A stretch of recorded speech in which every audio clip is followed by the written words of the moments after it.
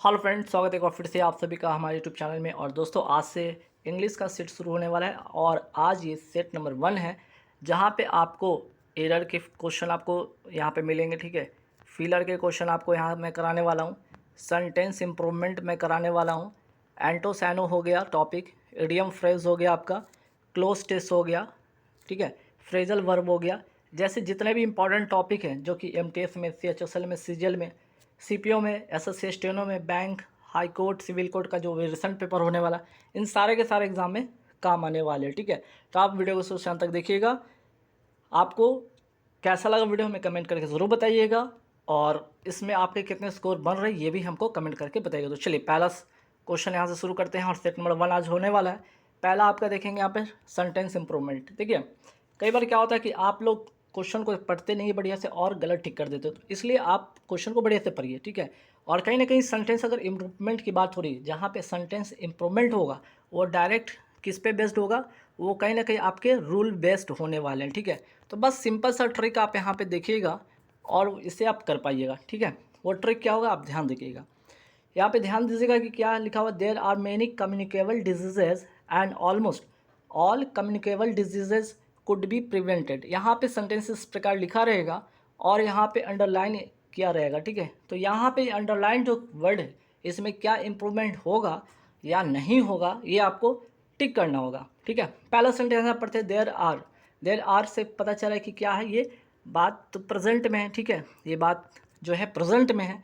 और there are many communicable diseases, अगर are है ये प्लोरल है, ये प्लोरल है, तो यहाँ पे भी डिजीजेज जो क्या है यहाँ पे प्लोरल में है। ठीक है, इन प्लोरल फॉर्म में है। ठीक, फिर आगे बढ़ते हैं, and almost all communicable diseases could be prevented. अब देखना यहाँ पे क्या होगा, अगर ये आर जो है प्रेजेंट में है तो सिंपल सी बात है कि ये कुड जो होगा ये पास्ट फॉर्म में होता है, जो कि गलत है। हमें क्या यहाँ पे करना होगा, यहाँ पे कैन करना होगा, और कैन में भी क्या करना होगा, देखना होगा कि जो डिजीजेज है वो डिजीज़ नहीं लिखकर वहाँ पे क्या होना चाहिए, डिजीज़ होना चाहिए। ठीक है, तो यहाँ पे कैन तो है, इसमें यहाँ भी है, शुड वाला तो होगा नहीं।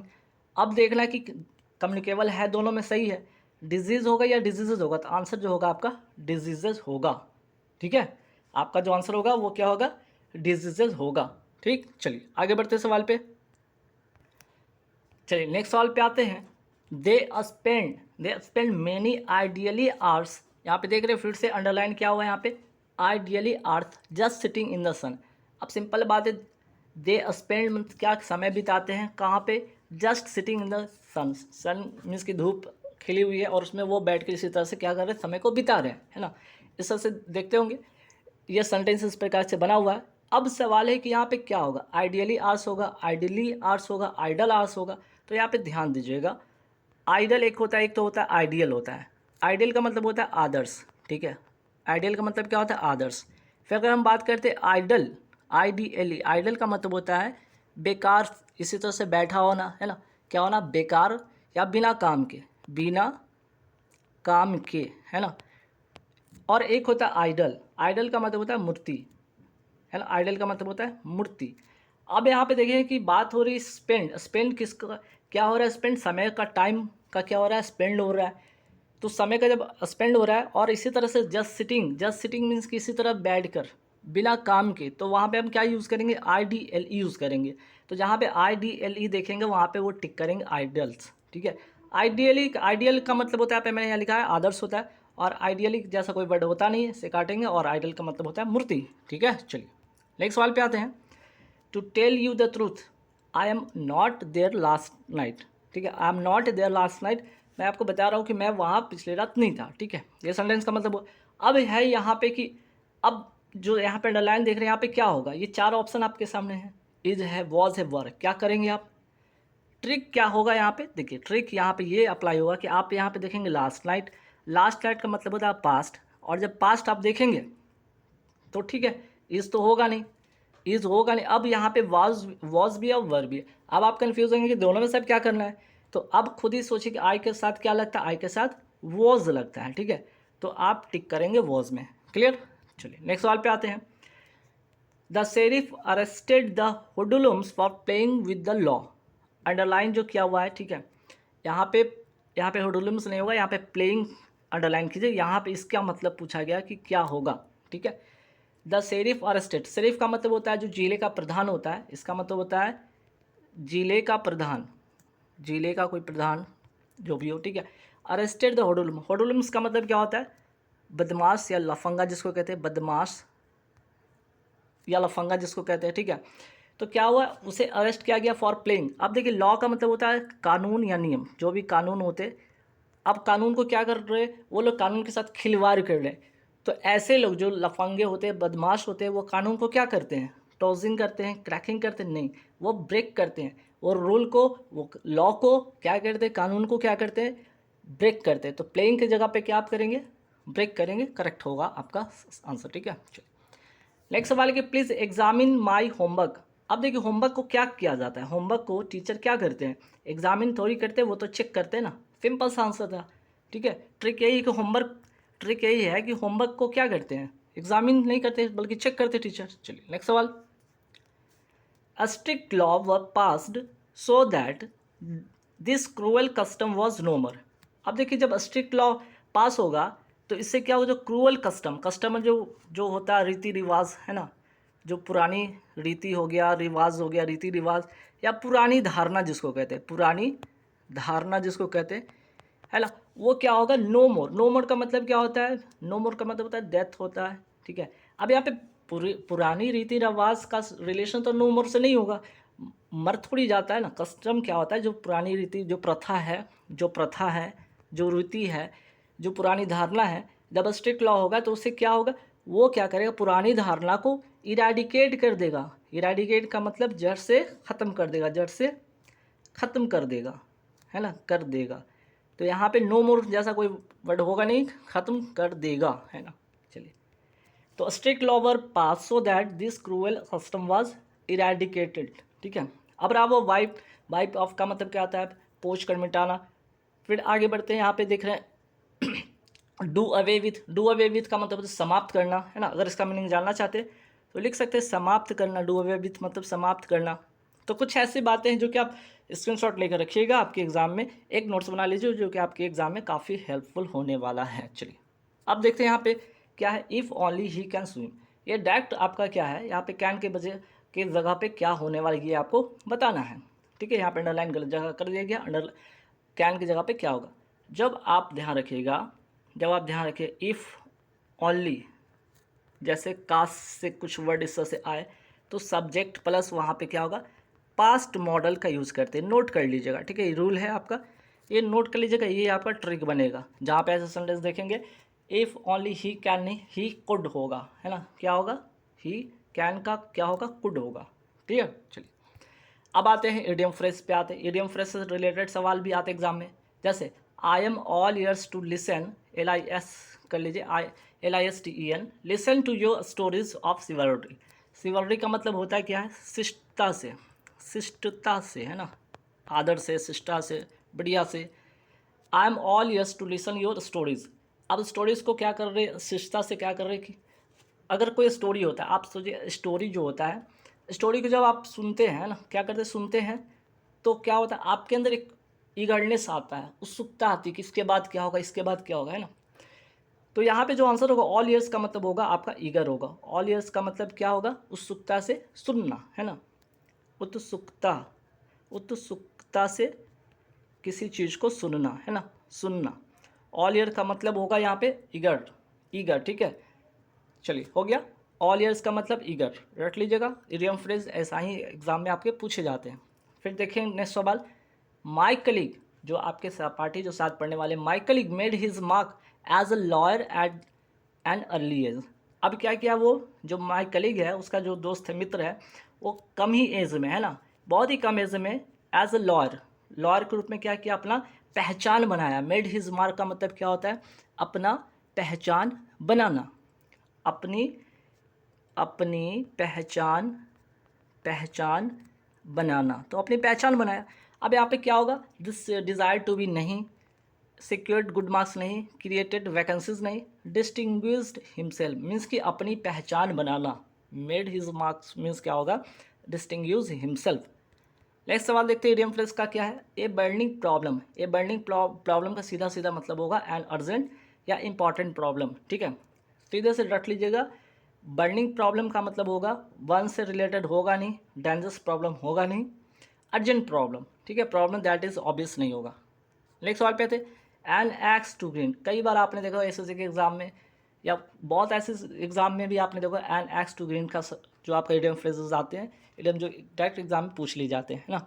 इसका मतलब होता है क्या एक्चुअली, इसका मतलब होता है अपना स्वार्थ निकालना। क्या? अपना स्वार्थ निकालना है ना, अपना स्वार्थ निकालना, मतलबी होना है ना, मतलबी टाइप का होना। तो नो सेंस नहीं, नो प्रॉपर्टी नहीं, नो वर्क टू डू नहीं, मीन्स की पर्सनल इनटू सर्व, बस अपना काम निकालने भर मतलब रखना है ना। चलिए नेक्स्ट सवाल पे आते हैं कि after much contemplation the two rivals decided to. यहाँ पे इसका मतलब क्या होगा, bury the hatchet and work in unison. Contemplation का मतलब पहले जाने क्या होता है, विचार। कंटेम्पलेशन का मतलब होता है विचार।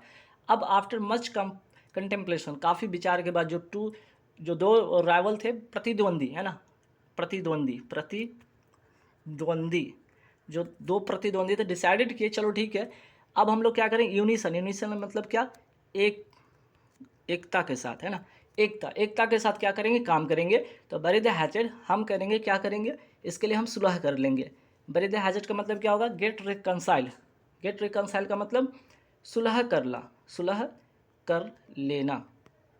बरी द हैचेट का मतलब क्या होगा, पुरानी दुश्मनी भुलाकर सुलह कर लेना, पुरानी दुश्मनी भुलाकर क्या कर लेना, सुलह कर लेना।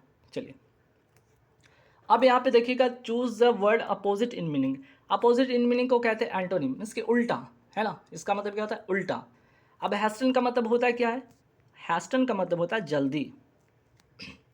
तो जल्दी या तेज जिसको कहेंगे, तो इसका अपोजिट क्या होगा आपका, अपोजिट होगा आपका स्लो। अपोजिट क्या होगा आपका, स्लो, है ना।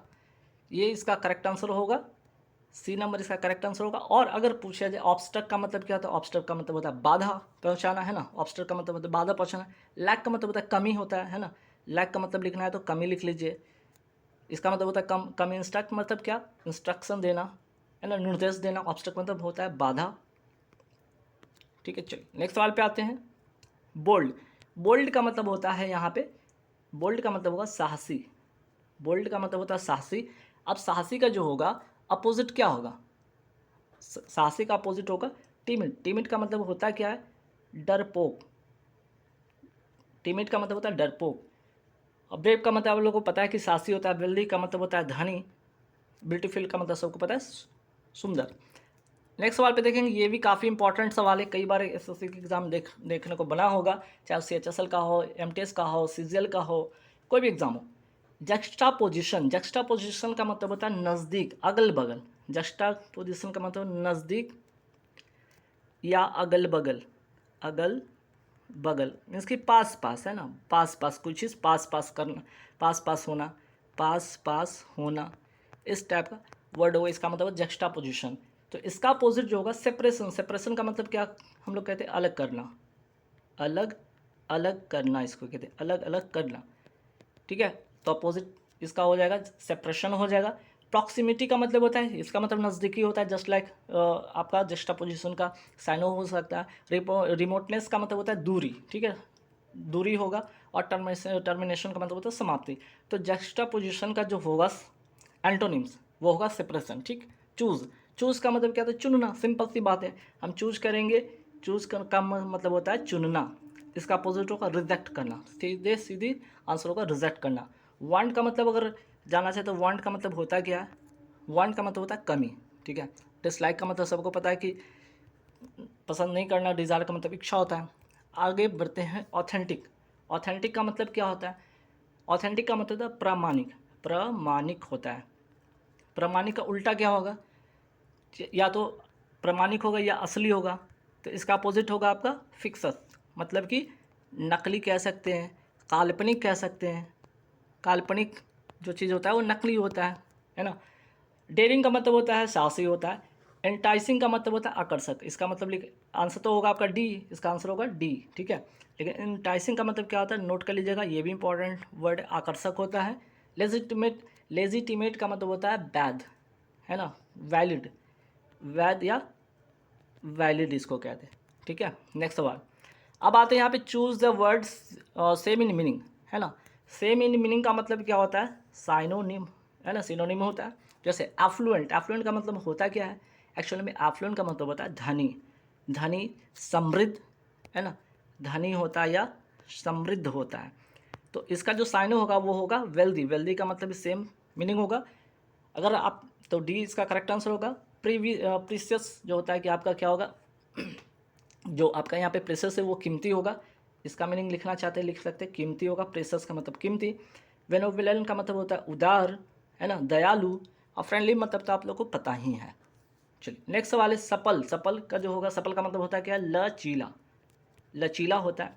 तो लचीला का जो होगा साइनो होगा वो होगा फ्लेक्सिबल, फ्लेक्सिबल का मतलब ये होता है लचीला, करेक्ट आंसर होगा। बाकी रिजिड का मतलब होता है सख्त, कठोर, कड़ा। हार्ड का मतलब भी सेम। नेक्स्ट सवाल पे आते हैं सबमिसिव, सबमिसिव का मतलब क्या?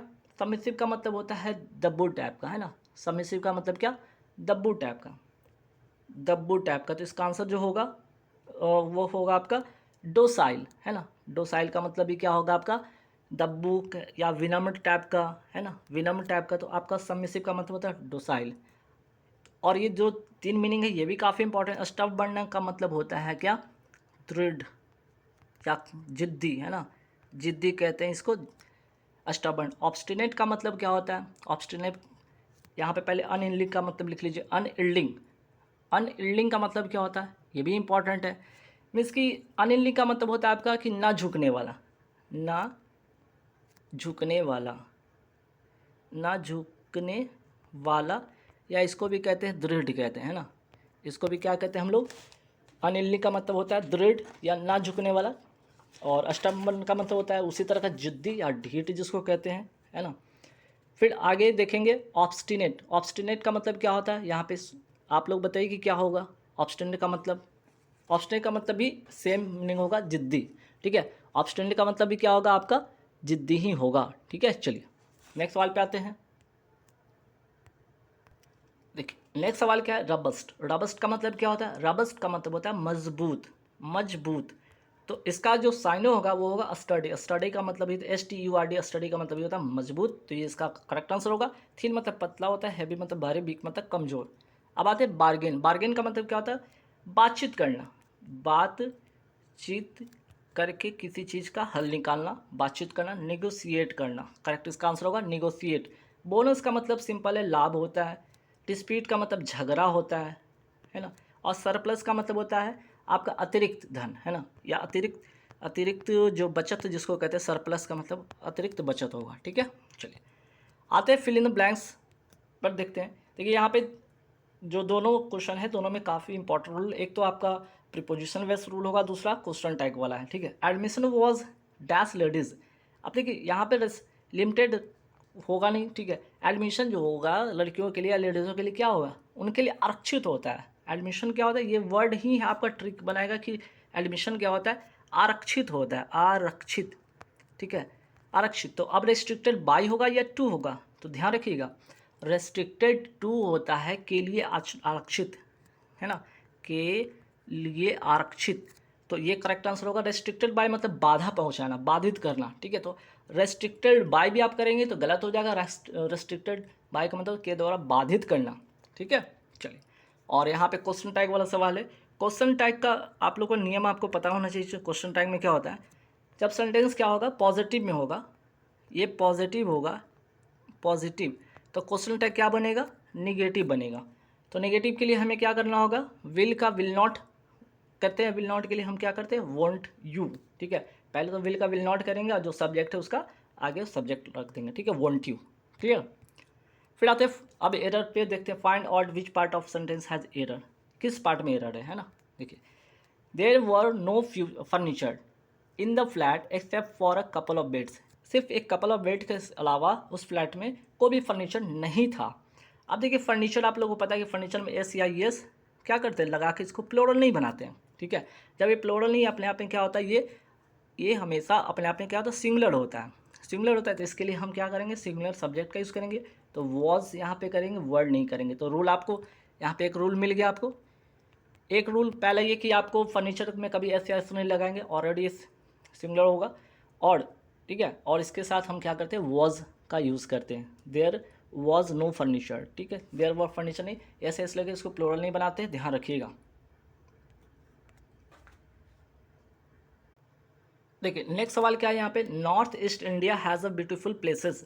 अब यहाँ पे नॉर्थ ईस्ट इंडिया में बहुत ऐसे प्लेसेस हैं, प्लेसेस में बहुत सारे ऐसे प्लेसेस जो सुंदर है, तो जब यहाँ पे प्लेसेस क्या है प्लोरल है, तो इसलिए यहाँ पे आगे सिंगुलर नहीं लगेगा, ठीक है, क्या नहीं होगा, ए नहीं होगा, north India has beautiful places इसका करेक्ट आंसर होगा, ठीक। नेक्स्ट जो सवाल है आप देखिएगा, ये जो सवाल आपका है वो रूल बेस्ड है, ठीक है, ये रूल बेस्ड है, और ये रूल बेस्ड आप लिख लीजिएगा क्या, पहले तो आप यहाँ पे रूल लिख ही लीजिए, ठीक है, हैड प्लस सब्जेक्ट होगा और V3 होगा, फिर comma subject plus would plus V3, ठीक है, वुड प्लस V3। अब देख रहे हैं यहाँ पे वुड है, सब्जेक्ट है, वुड है, V3 है, ठीक है, यहाँ तो मिल गया। अब आगे देखते हैं, हैड है, सब्जेक्ट है, लेकिन वर्क जो है ना यहाँ पे V3 नहीं है, तो हमें क्या करना होगा, वर्क करना होगा, तब जाके करेक्ट जो सेंटेंस है वो करेक्ट होगा, ठीक है। चलिए ये भी समझ में आ गया। अब नेक्स्ट जो क्वेश्चन है, लास्ट वाला क्वेश्चन देखिए, ऑल के साथ हमेशा प्लूरल लगता है, पहला चीज़, तो ऑल के साथ यहाँ पे देखिए क्या है, सिंगुलर किया हुआ है, तो आपको करना क्या होगा, इसके लिए क्यूरीज करना होगा, ठीक है, ऑल क्यूरीज करिएगा, ये करेक्ट हो जाएगा सेंटेंस। तो गाइज यहाँ पे पूरे के पूरे मैंने 28 क्वेश्चन कराए, जिसमें कि आपको एरर था, फिलर था, सेंटेंस इंप्रूवमेंट था, इडियम फ्रेज था, एंटोसाइनो था, जैसे काफ़ी इंपॉर्टेंट सवाल थे जो कि आपके एग्जाम के लिए बहुत इंपॉर्टेंट। वीडियो कैसे लगे कमेंट करके जरूर बताइएगा। इसकी वीडियो आपको टेलीग्राम, ठीक है, आपको टेलीग्राम चैनल पे मिल जाएगा, टेलीग्राम देख रहे हैं यहाँ पे लिंक है, यहाँ पे जाइए, इसकी PDF वीडियो सारे के सारे मिल जाएंगे। Thank you very much.